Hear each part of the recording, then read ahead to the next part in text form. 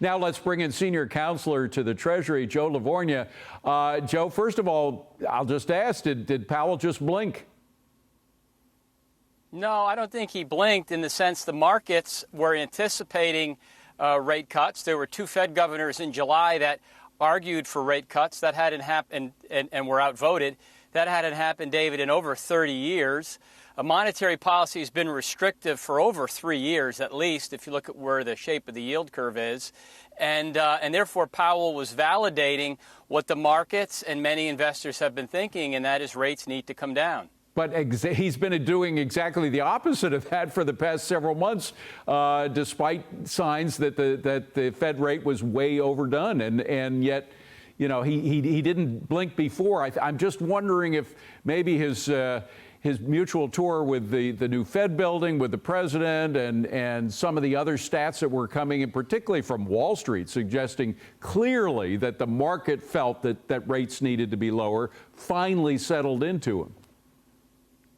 Well, you could understand the president's frustrations with the Fed because the Fed historically is data dependent.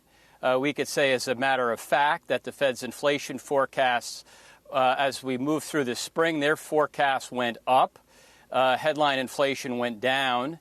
There is talk, I know in the chairman's speech, of tariffs being in the inflation data. I don't see it. Since President Trump took office, goods prices are basically flat. Headline inflation, headline CPI, which is what really everybody follows, is up 1.9% annualized.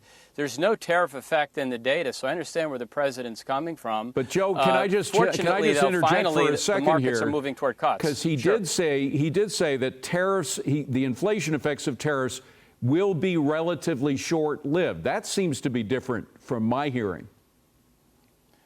Well, it is, but they're still of the view that there's a tariff effect in the numbers, and we clearly do not see that at this point.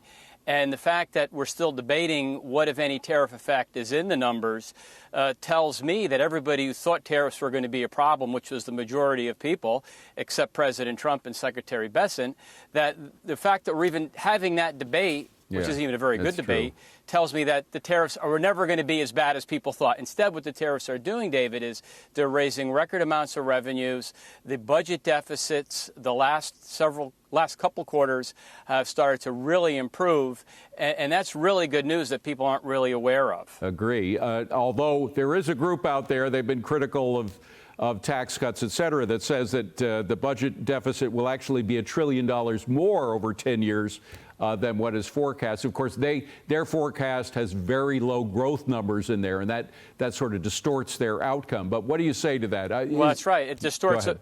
Well, yeah. Well, David, the difference between a 1.8% growth rate in 10 years and a 3% Trumpian growth rate. Remember, the economy grew almost 3.5% in President Trump's right before the pandemic hit. The difference between those two numbers over 10 years is over $4 trillion. Right. It's massive. Right. It is massive. Quickly, pocket rescissions. Talk about dealing with the deficit. That's one way of dealing with it. Are you going to go whole hog for it? Well, I certainly would hope that we could do the $9 billion that's being done. But what's important, David, is in the one big, beautiful bill, there were meaningful spending cuts. Remember, it's spending relative to baseline. And I'm optimistic that Secretary Bessent and Speaker Johnson, everybody's, when the Senate comes back, et cetera, from Labor Day, you'll get another reconciliation package, and hopefully we can continue to improve I'm getting a policies. wrap, but I just have to ask, great. you were talking about the $9 billion rescission. I'm talking about a pocket rescission, which would be a lot more money within that limited time. Yes. Go ahead. Oh, of course. Yeah, no, I hope so. I mean, fingers crossed. I mean, certainly President Trump is working tirelessly, and Secretary Bessent is already putting the economy on a solid fiscal footing. And I would hope that when everybody is back after Labor Day, the Congress, that is, they're going to work really hard on making those adjustments. I'm an optimist. Joe, thank you very much for that. And it's the other people that are optimists right now are investors. The market is still up. The Dow is up 940 points. NASDAQ up 437. So a good day for the White House and for investors. Coming up,